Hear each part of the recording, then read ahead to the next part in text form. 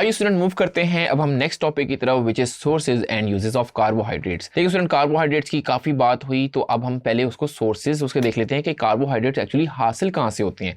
सो मैंने आपको कार्बोहाइड्रेट्स की जब क्लासिफिकेशन बताई तो बताया कि उसमें मोनोसेक्राइड हैं, ओलिगोसेक्राइड हैं और पॉलीसेक्राइड हैं। तो सबसे पहले हम मोनोसेक्राइड्स को जिक्र कर लेते हैं जिसमें आपके कार्बोहाइड्रेट्स आते हैं, जिसमें आपका लाइक आपका ग्लूकोज आता है, गैलेक्टोज आता है, फ्रुक्टोज आता है। सो ये आपके मोनोसेक्राइड्स हैं और ये पाए जाते हैं नॉर्मली फ्रूट्स एंड वेजिटेबल्स में। सो होपफुली आपको ये समझ आ रहा होगा कि जिसमें आपने सबसे पहले इसको कैटेगरी में डिवाइड कर लेना है और अलग अलग उनके सोर्सेज बता देने हैं।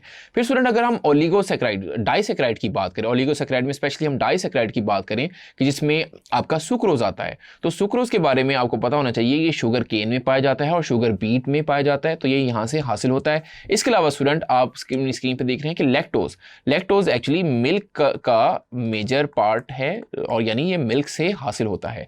फिर स्टूडेंट अगर हम पॉलीसेक्राइड्स की बात करें, सो पॉलीसेक्राइड में जैसे मैंने आपको बताया सेलुलोज आता है और स्टार्च आता है। तो सेलुलोज स्टूडेंट याद रखें कि जो प्योर कॉटन है वो एक्चुअली आपका सेलुलोज होता है। इसके अलावा स्टूडेंट जो पॉलीसैकेराइड है उसमें स्टार्च आ जाता है, तो स्टार्च एक्चुअली वीट, मेज, राइस यहाँ से हासिल होता है। सो होपफुली आपको सोर्सेज समझ आ रहे होंगे कि जिसको हमने डिवाइड किया मोनोसेक्राइड, ओलिगोसेक्राइड और पॉलीसेक्राइड में कि ये एक्चुअली तीनों कहाँ कहाँ से हासिल हो रहे हैं। होपफुली आपको अंडरस्टैंड हो गया होगा। आइए स्टूडेंट अब हम यूजेस ऑफ कार्बोहाइड्रेट्स को भी देख लेते हैं। स्टूडेंट आपने याद रखना है कि कार्बोहाइड्रेट जो है स्टोर करता है और एनर्जी को ट्रांसपोर्ट करता है दोनों प्लांट्स और एनिमल्स में।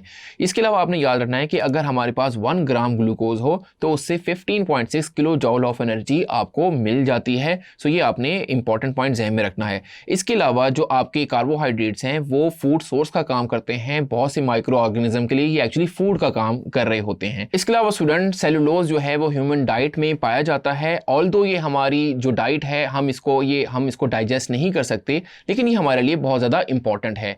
फॉर एग्जांपल स्टूडेंट हम इसकी जो आपकी रिक्वायरमेंट होती है वो मसल्स के लिए होती है, यानी ये मसल्स हमारे जो इंटेस्टाइन्स हैं उसको ये मूव करता है, उसमें वहाँ पे फूड को एफिशिएंटली ये मूव करता है थ्रू अवर डाइजेस्टिव ट्रैक। इसके अलावा आपको स्टूडेंट याद रखना है कि सुक्रोज जो है वो कॉमन टेबल शुगर होती है।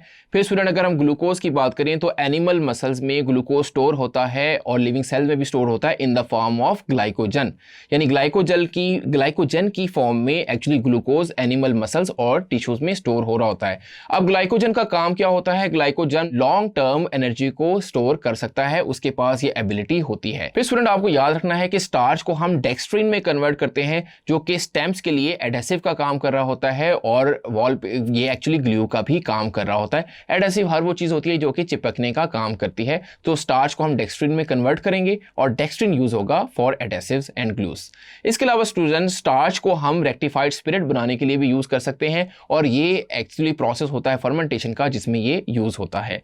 फिर स्टूडेंट आपको याद रखना है कि cows, cattles, goats, deer, sheeps ये एक्चुअली डिराइव करते हैं न्यूट्रिशन, सेलुलोज से ये एक्चुअली अपने न्यूट्रिशन को डिराइव करते हैं। तो ये चीज आपने यहाँ पे बता देनी है यूजेस ऑफ कार्बोहाइड्रेट्स में। होपफुली आपको सारे यूजेस अच्छे से समझ आ गए होंगे।